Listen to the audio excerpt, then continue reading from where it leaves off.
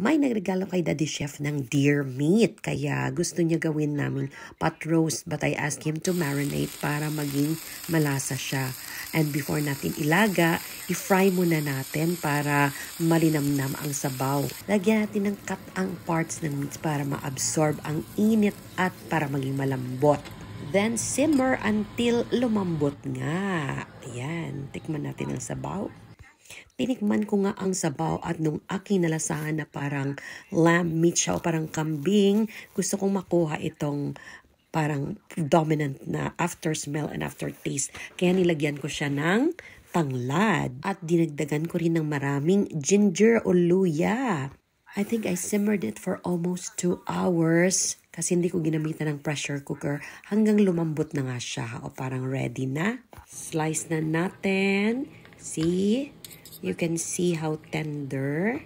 So ito ang deer meat. Parang sa likod na parte ito ng deer. Ready to eat na. Ang pares namin ay boiled carrots and boiled potatoes. Ang cute na mga patatas.